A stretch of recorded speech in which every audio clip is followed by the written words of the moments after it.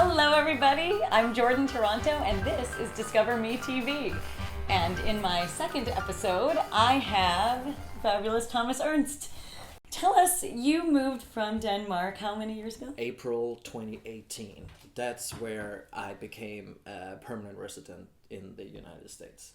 I thought you were going to say that's when I became a man. Yeah, that's when I started paying my taxes and I got a social security number and everything starts from there. But so in some ways that is when you became a man. yeah, it was like legit, I would say. But I actually took my first steps out here in 2014 and that's where I fell in love with it. But it was a process from 2014 to 18. It's not as simple anymore. There were some time during this application, I was just like, oh, let's just screw it. And I mean, I keep thinking about that Obama was the president when I applied. And the whole change from Obama to Trump, it affected my case too. So I was just, is this even worth it? But today I'm just like so happy about it. Oh my gosh. This is the best decision I've done in my entire life. Were you working a lot as an actor in Denmark? Yes, I actually started very professional about 13 as I had my first TV performance in the Eurovision Song Contest for kids. That was a big thing in Denmark in the beginning of 2000. Is it something you watched and you thought it would be on there? This was really a huge show because these kids were so talented. So, oh my god! Was that kind of an American Idol? This was just like a competition for kids where we have like 10 different groups, and they compete against each other with the best songs, and people can vote and call in and after that you do the tour part where you tour around and perform in different stages around. Which is an amazing thing to do at 13. And I was just like being up there with my bass and just like I was just like, wow, we are actually doing this right now. And but I always had a feeling of being an actor. That was like where I really wanted to go. But just being a part of a TV show in that early state was just like really, really cool for me. Do you think you were probably like braver because you were young? I'm really happy that I figured out what I wanted to do with my life in such a young age, because that's kind of like, well, then we're going in this direction 100%, because I feel like acting was the only thing I wasn't good at. I was like, why can I not master this? This is just like really something that's like, excuse me, pissing me off, because I want to be so good at this, but I don't know how.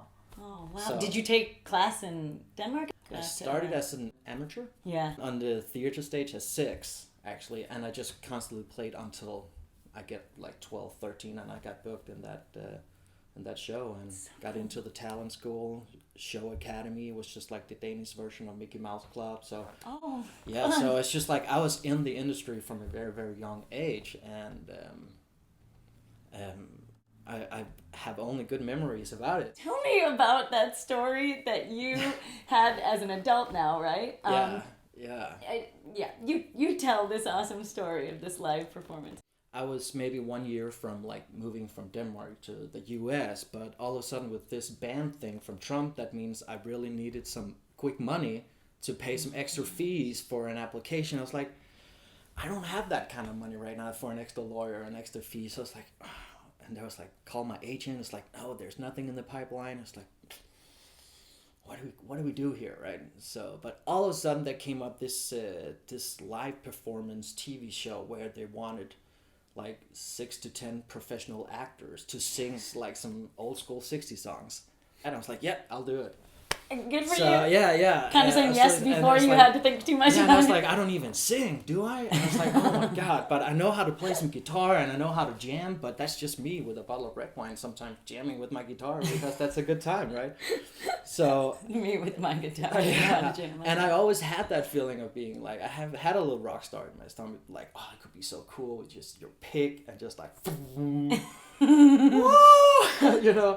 I always wanted to do that, but I mean, you need to wear the right hat, and I'm an actor, not a singer for sure, but now I was in this and there was no way out. So we started doing the rehearsals and I was like, I don't even know if I can get away with this. This is just like, oh my God, the others, they're so good and they're schooled in this, and I mean, oh my God, and we just got closer and closer because I signed a contract and everything. There was no way out, and finally the show night was there and there was a big band Everybody was dressed so clean and crisp and nice. Everything was just What were like, you wearing?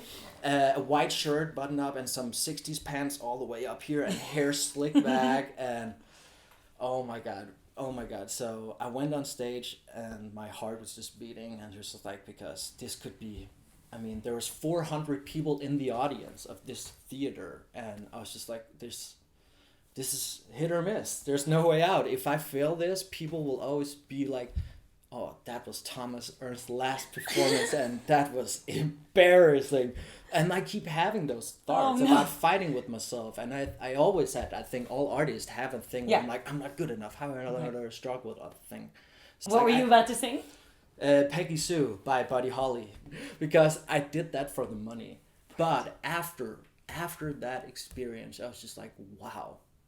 And I'll never forget that like I really I grew from that experience. It was just like, if I can do that, and I actually got away with it. I kicked ass that night and I don't know what happened.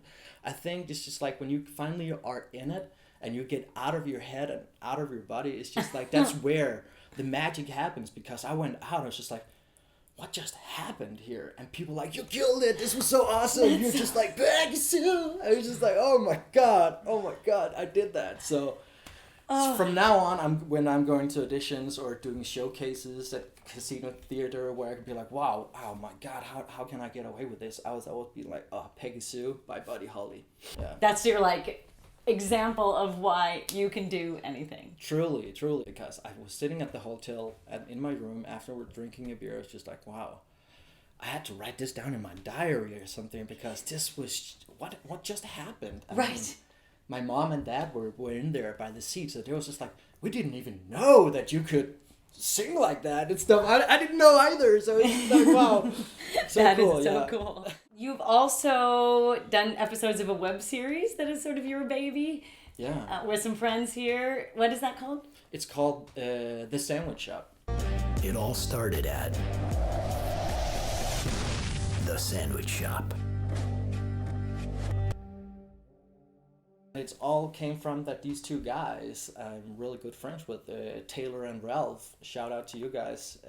Incredible guys and talented actors. I mean, they both worked in a sandwich shop before and then had so many like stories from real life. I'm like, you are kidding me. This like, can't be real. Happen. That didn't happen. And we were just like laughing so much about these stories. I was like, we got. But they were all real, I'm sure. They were all real. Like, where I'm like, wow, guys, you really like showed up super wasted and you're like hating your boss. All these like weird customers coming in, and I was like, wow, you have some real life stories here. So why not turn them into like a 4-minute YouTube quality kind of like? But we wanted to explore that YouTube world and see what can we do out there, right? It's just a brand new world.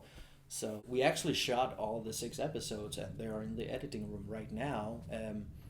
But it's just a long process. It's a lot of work, and for me it's always, let's maintain this friendship because I love these two guys so hard, and yeah, I don't want to be like that, oh, we just do business together, and I still want to be able to go down the park and throw a frisbee and have a Bud Light. I still want to do that. Yeah.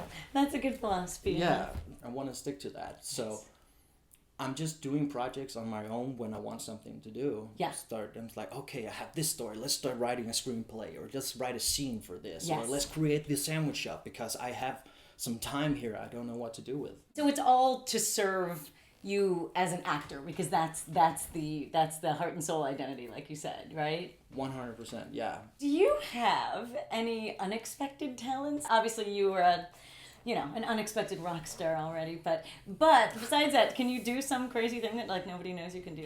I mean, I do these. It's like I'm pretty sure your kids would be pretty excited about this. Oh boy, okay, then we'll definitely show them this section. I do these. It's called sliders, where you actually have a skateboard, right? But you like break the skateboard into 2 pieces, and you place the wheels like so they're like separated. And you do it like this. Oh my gosh, 1 foot on each One end. foot. There's no board between them. It's just like totally free. It looks crazy. I can send you a video so you can see a little clip how that looks because sliders. I mean, what I like about it is when I do these sliders, actually the cool thing is just when the 12, 13-year-old kids, they're just like, what is that?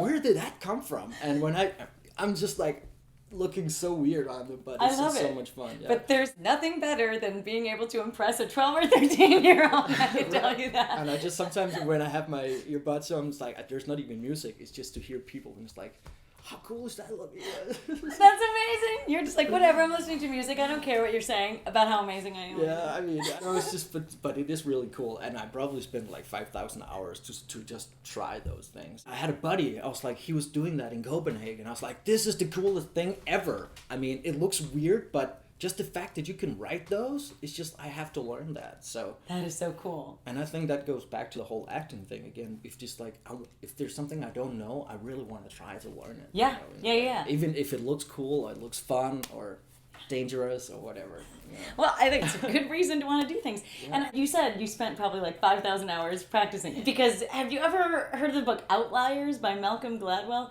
He talks about this concept that if anything you put about 10,000 hours into is something you can master. And so I think that's so interesting because, and usually that kind of time you're going to put into something that, well, either you sort of have a natural knack for, or you're just like fascinated. You see somebody do it and you're like, I must figure out how to do that. I have to know how to do this. And so I think it's so interesting. You can master anything. That's true. And so, but I think it's just about deciding you want to, right? Right, and dedicate yourself into it. I mean, that's why I'm saying figure out what you're good at and try to master one thing. What are you? What do you actually master here in life? And when you master something, that's where you start exploring. What's my hobbies? What else is so difficult? I wonder. But I'm always getting back to the point. It's like I'm an actor. That's where I come from. So let's like try around and say, there's sliders. This looks dangerous. Like let's try this, and try that. But I am what I am, and just be honest with yourself about it. Just like instead, you think you are. And I've been that guy where I'm like, yeah, I am a rapper. I started writing a lot of lyrics for a lot of years when I'm like, I'm a hell of a good rapper. I love to, maybe I should, where you're actually convincing yourself that you were so good at this. Do you think you actually were? Yeah, I was just like, I mean, if you kept up with that, you could have gone that route. Until I met up with a friend and I'm like, do you think I should go for this freestyle competition and actually and he's like, no. Oh, I hurt my feelings, but when I listen to those demos now, I'm like, what was I thinking? So you're actually kind of grateful for that guy right now? Oh, yeah. And I mean, a great example is that movie with Joaquin Phoenix called I'm Still Here. If you haven't watched that, guys, go check it out. It's amazing, where he actually tells people that he's quitting acting to pursue a rap career at David Letterman. It's so good, and I watched that movie. It came out in 2010, so it must be around that time where I'm like, oh, this make all sense now. Of course, I'm an actor. I'm not a rapper. I'm not a musician. I mean, that's so fascinating. Yeah. Okay, one last question. I want to just ask you, is there any book, piece of music, I don't know, musician, actor, who you think more people should know about this person, and I don't know if enough people know? Like, is there somebody you feel like I've discovered and I want to tell everybody? There actually are. I mean, the last year, there's been a guy called Nicky Six, where I got introduced into my life. I worked with him on a music video in his band 6 a.m. And after that experience, digged into his whole story. And he's a great author. He's a great composer, songwriter, and he just got an amazing story. And I'm reading his books and stuff, and just getting inspired by a human I actually never heard about before. That's so cool. Yeah, so. All right, so now you get to discover Thomas and Nicky Six. Nicky Six, check him out. It's a great story, man. Yeah, great stories. Thank you so much for watching my second episode of Discover Me TV. I'm going to make sure to give you that teaser for The Sandwich Shop. The Sandwich Shop, right? The Sandwich Shop, yep. The Sandwich Shop by Thomas Ernst. And what are the other two guys involved? Taylor Cross and Ralph Lammy Jr. Yes. And then also check out his discovery of Nicky Six, and give me the name of that awesome movie that you also wanted to let people know about. I'm Still Here by Joaquin Phoenix. Got it. Okay. Cool. So I am so excited to have had you here. Thank you so much. Thank you for having me. Yeah, it's so much fun. Woohoo!